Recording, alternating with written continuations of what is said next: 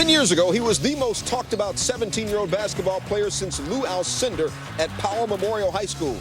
10 years later, LeBron James is still the most talked about player. His fans fiercely loyal, his critics fiercely critical. Welcome back to SportsCenter's coverage of the NBA Finals. Let's just talk numbers for a second. 6'8", 260, runs a 4.4 40, can jump out of the gym. Only guy ever to average 27.7 rebounds and 6 assists for his career, and yet singularly polarizing.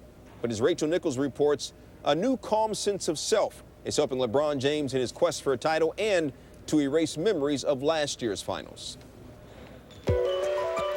Sometimes you got it, sometimes you don't. An offensive foul has been called on LeBron. I was able to do things in the last 2 series to help us win ball games.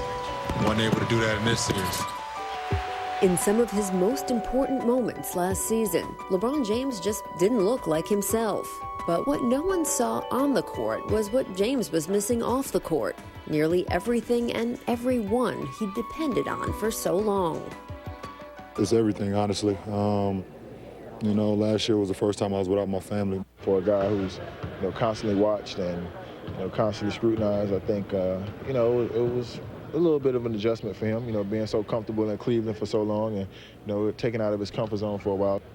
It was, in fact, the first time the 27-year-old James had ever lived outside the state of Ohio. And after practices and games, he'd go back to his fancy but mostly empty house. It wasn't until the NBA's work stoppage that he was able to move his 2 sons, his fiancée, and her parents from their hometown of Akron. The lockout, as bad as it was, it helped me out a lot because I was able to establish my family in Miami throughout that time that I had off. My kids got into school down there and enrolled. So once the season started in late December, I was comfortable and I was ready to go. LeBron, a slammer with the right hand.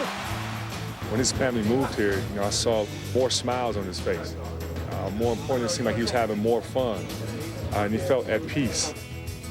Juwan Howard watched James become a local basketball dad. Their 7-year-old sons play on the same team. James started exploring Miami on his bicycle, even biking to a game this season. And he and a childhood friend opened up a clothing store in a local mall. He's a lot more comfortable. This year, he just, really settled into being LeBron James that the world has seen for 9 years. LeBron James has 30 in the half. We're happy that he's happy, and he really can call Miami his home. And that change has paid off on the court. LeBron James, 2011, 2012, most valuable player.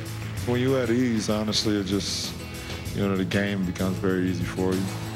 For me, it's just, once I was comfortable with everything that was going on off the court, I was able to just let my, my preparation and all the years that I've put into playing the game of basketball just take care of itself. It's been a great ride this whole year, and I feel good.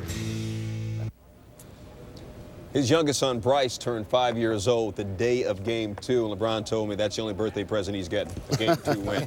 And then he was coming home. Stuart Scott back with Jalen Rose and Kurt Rambis. Jalen, so we see the calm sense of self. We see that he's comfortable with his family. What do you see as the change in LeBron? Stu, it's 3 phases. Physically, the 3-time MVP, this is his 3rd NBA Finals, yet he continues to improve his game. You see him posting up in these NBA Finals, and he strives to be the best player on both ends of the floor. Mentally, when his team has gotten down in this year's playoffs against the Pacers, down 2-1, put up heroic numbers. Against the Celtics, when his team was trailing 3-2, put up Wilt Chamberlain numbers. And when his team was down 1-0 against OKC, did the exact same thing to now tie this series up. And emotionally, plays with a poise, a discipline, a calm. He doesn't lose his composure. I've never really seen a guy get upset at the officials, get a technical foul. He stays in the moment, and that's why he's become a great player, and this is why he may have the opportunity to become a champion.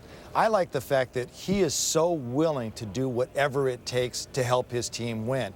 When you look at a player that really wants to win a championship, there is no sacrifice that is too small, and he's willing to do that, whether it's passing the basketball, playing defense, involving his game to the point where he's scoring inside, he's scoring outside, being selfish sometimes because that's what his team needs him to score sometimes.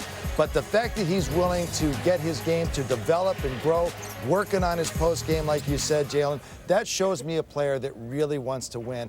But it's all about poise. It's all about composure, and he's grown up here. When you talk to great players, they all talk about how the game to them is slow. It's very slow. To me, it looks like the game is slowing down for LeBron. After game 2, that 32-point, 8-rebound, 5-assist game, I sat down with LeBron and I said to him, you know, after that game, a lot of people think your critics need to, quote, shut up. I was halfway expecting some form of, yeah, maybe they do. But instead, he told me, look, I'm not concerned with any of that. I'm just trying to make plays.